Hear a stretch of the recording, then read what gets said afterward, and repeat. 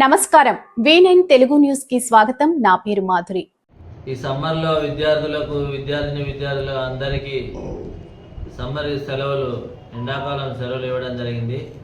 అవి చిన్నపిల్లలకు అందరికీ మా సూచన. ఇప్పుడు ఈత నేర్చుకోవాలని చెప్పి మన ఉదండాపూర్ చెరువు, మన రిజర్వాయర్ కానీ, కరువైన రిజర్వాయర్ కానీ అక్కడికి వెళ్ళి ఈత నేర్చుకోవాలని పోతున్నారు. అవి ఆల్రెడీ గుంతలు తీసున్నాయి, ఎంత లోతున్నదో ఎవరికి తెలియదు. కాబట్టి దయచేసి మా పిల్లలందరికీ, అంటే పిల్లల తల్లిదండ్రులకు కూడా మా విజ్ఞప్తి ఏంటంటే, పిల్లల్ని ఎట్టి పరిస్థితుల్లో వదిలేయకండి. ఈత నేర్పాలనుకుంటే మీరు దగ్గర ఉండి ఆ గుంత డెప్త్ ఎంత ఉందో చూసి, లోతు ఎంత ఉందో చూసి ఈత నేర్పండి. కానీ అనవసరం పిల్లల్ని వదిలేస్తే వాళ్ళు చెరువులో మునిగి చనిపోయే అవకాశం ఉంది. కాబట్టి దయచేసి ఈ విషయంలో తల్లిదండ్రులు చాలా జాగ్రత్త తీసుకోవాలి ఈత విషయంలో. ఇంకోటి, చిన్నపిల్లలు ఎండలో కూడా తిరగకండి. ఎండ హీట్ ఎక్కువ ఉంది, దానికి వడదెబ్బ కొట్టి డిహైడ్రేషన్ వచ్చే అవకాశం ఉంది. కాబట్టి ఎండ తీవ్రతని దృష్టిలో పెట్టుకొని తల్లిదండ్రులు పిల్లల్ని ఇంటి నుంచి బయటికి పంపొద్దని మా విజ్ఞప్తి.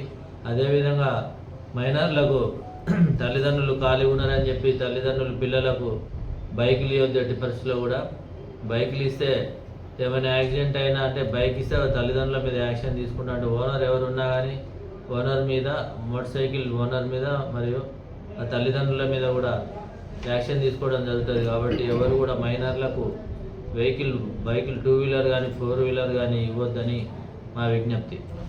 ఎండాకాలం దృష్టిలో పెట్టుకొని ప్రజలకు అందరికీ విజ్ఞప్తి, అన్ని గ్రామాలు, అంటే మన మహబూబ్నగర్ జిల్లా ప్రజలందరికీ ఎండాకాలం అందరూ గొలుసులు, అంటే పుస్తకాలు పెట్టుకొని బయట మంచాలు వేసుకొని పడుకోవడం జరుగుతుంది. దొంగలు వచ్చి ఆ చైన్ గుంజుకోపోతారు.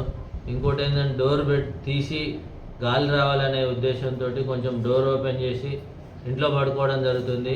అలాంటప్పుడు దొంగలు వచ్చి ఇంట్లో వాళ్ళకి తెలియకుండా, అంటే వీళ్ళు గాఢ నిద్రలో ఉన్నప్పుడు ఆ బీరోబాలో కొట్టి ఇంట్లో విలువైన వస్తువులు దొంగలించుకొని పోవడం జరుగుతుంది. కాబట్టి అందరికీ మా విజ్ఞప్తి ఏంటంటే, ఎవరు కూడా విలువైన వస్తువుల్ని అన్న భద్రపరచాలి. ఇంట్లో జాగ్రత్త పెట్టుకోండి. అన్న లాకర్లనో లేకుంటే బ్యాంకులనో జాగ్రత్త పెట్టుకోవాలి. డోర్ తీసి పడుకోవద్దు. ఎవరన్నా గుర్తులేని వ్యక్తులు రాత్రిపూట మీకు కనపడ్డా కానీ, మీ ఆ గ్రామాలకు సంబంధించిన వాళ్ళు కాకుండా వేరే వాళ్ళు కనపడితే మాకు పట్టుకొని ఇన్ఫర్మేషన్ ఇవ్వాల్సిందిగా తెలియజేస్తున్నాం. ఇంకోటి, తాళం వేసి ఎవరు కూడా వేరే ఊర్లకు వెళ్ళకండి.